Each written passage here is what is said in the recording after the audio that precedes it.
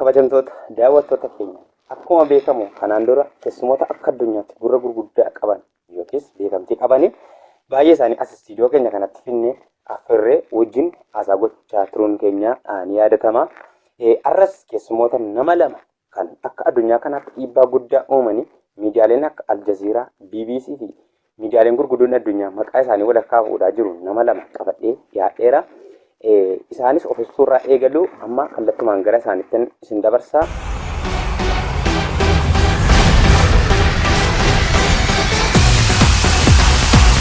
Kanarraa jalqabna dhiyeejji keessanii eessatti akka dhalattanii fi of ibsaa. Galatoonni gurbaa koo maqaan koo Irboodha. Kan itti dhaladhe Haroo Corroqaati.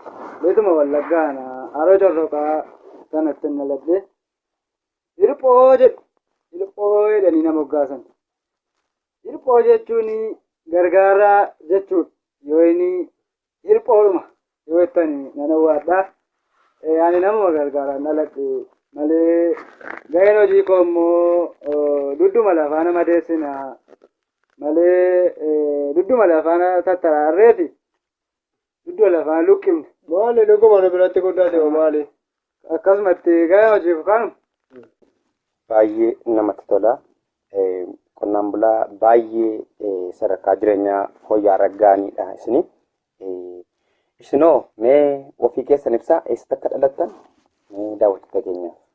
Tole gurbaa koo haqumtee barbaachasiifa godhu ani anoo maqaama kooyyuu beektu hin seene isinoo dhuftanii nu gaafachuun keessanuu kunoo jajjabina nuyi ani maqaan koo Bashaadha. Bashaa kana kan na moggaase abbuma kooti maali dubbaa koo abbuma kootu hiika isaa'uu dhimma isaan qabaanne isaanii ittumaanii aluma nu basha siin jennu yoo hedhiyennaanii haa ta'u hedhiyanis maali erga jettanii hedhumanii bashaadhuma maqaan koo isumaa hin hawwaadha malee hiikuma hun qabu maqaan koo badaa bashaadhuma ala siin jennu yoo hedhiyennaa isumaanii haa ta'u hedheegaa hojiin koo immoo kunoo hojii kan biraa maalan qabaa'uu isuma argitu kana lafuma kana isuma kanatuma oolla kanuma lafa kana gadi reebaa oolla gasooluma kanaan lafuma kana tumnee achumarraa waa dudduma isaa qorqine nyaanna gurbaa koo nuyi kanumaan jiraanna kanuma hojiin koos kanuma. Baay'ee namatti tola. Dhiyeenya kana miidiyaa addunyaa kanarraa kan hin arge moodela qonnaan bulaa isiniin jedhan. Baay'ee namatti tola. Moodela jechuun maal jechuudha? Akkamitti yookiis ulaagaa akkamiin moodela taatan gabaabsaati daawwattoota keenyaaf. Tole gurbaa koo galatoomi. Moodela kana nama na gaafatu iyyuu dhabee ture. Moodela kana akkan itti argadhe walgahii madabbaraa tokko nu waaman.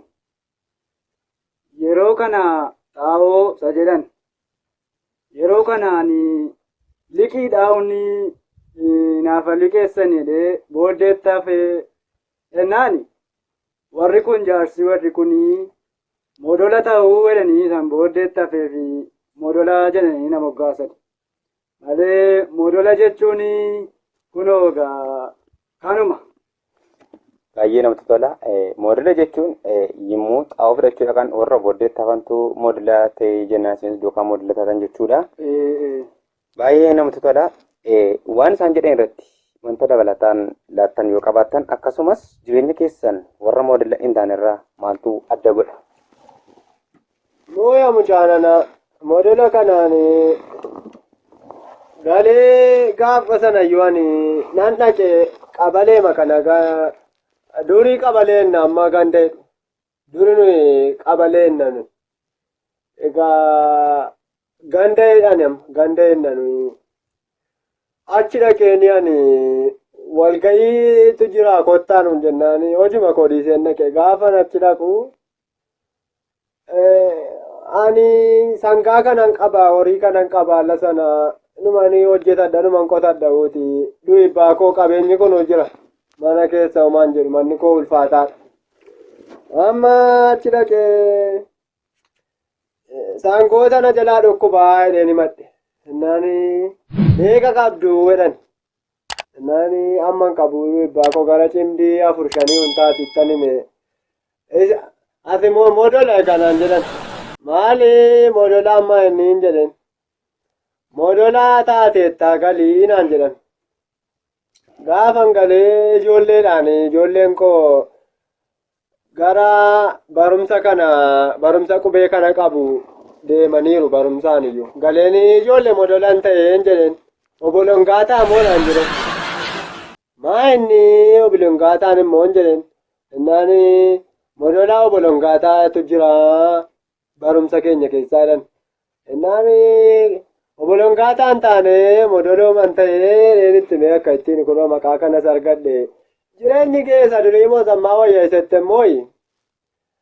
Lakkii bookoo isa durii wayya. Anoo durii horii kanas qaba harree kana kotte duudaa kana yaabbadheen mannaqa gabaa kanas dur osoo modolaan ta'in. Modolaan maallaa godhe maqaa manaa kenne malee kunoo egaan argita ani maalan qaba erga modolaa taate naan jedhan torbanitti wal ga'ii 5 naqa. Kottu modola naan jedhu. Duukaa kanaan deemaan oola. Wal ga'uma inni modolaan taane hojii isaa hojjetata. Buna isaa jala soqata. Anoo gandan ta'an.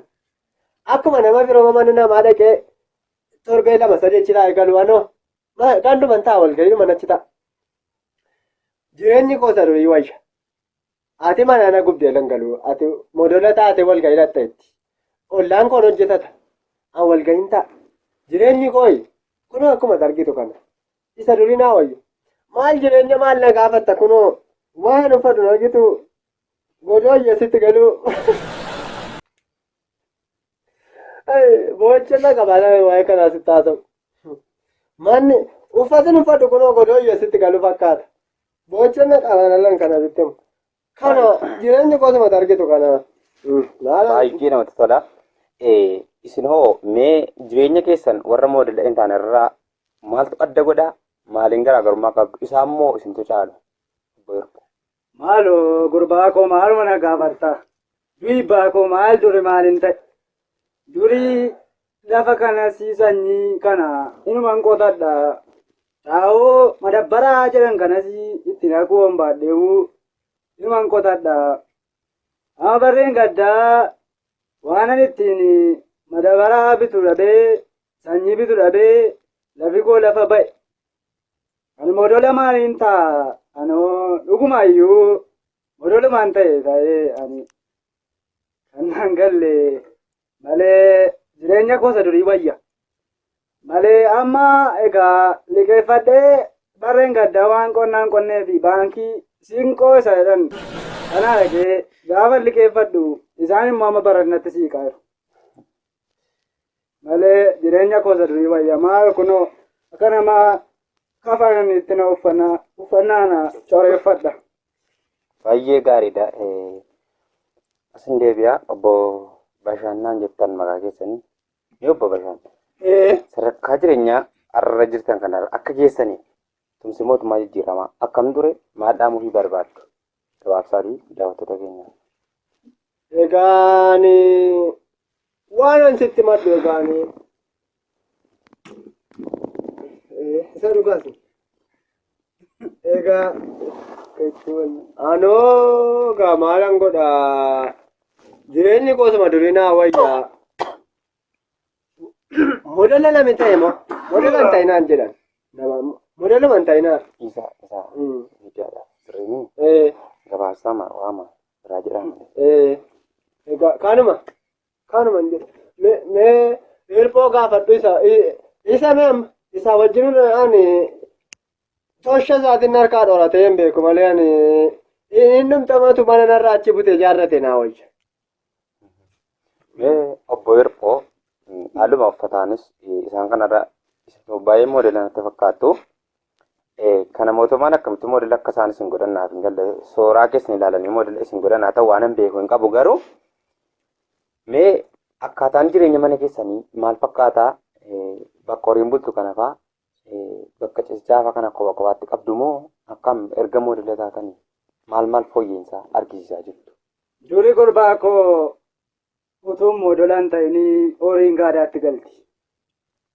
Ammaan immoo manattan gala. Maal jedhu horiin modola siin godhaa isinii jijjiira jedhanii horima wajjin bulaa waan fedhe yoo ta'u dhoqqeessee wayyaa jedhanii dhoqqeessee hallannee egaa keessa bullaa malee horii eeggachuudhaaf gaadama bulla horima wajjin bulla malee iddoo jirichaa garaagaraa hin qabnu. Baay'ee gaariidha. Mee isin karaa gama keessanii gara fuulduraatti karoora maalii qabdu? Sadarkaa ammarra jirtan yookiis modeela kana taatan yoo itti fuftan gara fuulduraatti jireenya keessan jijjiiramaa deema moo badaa deema?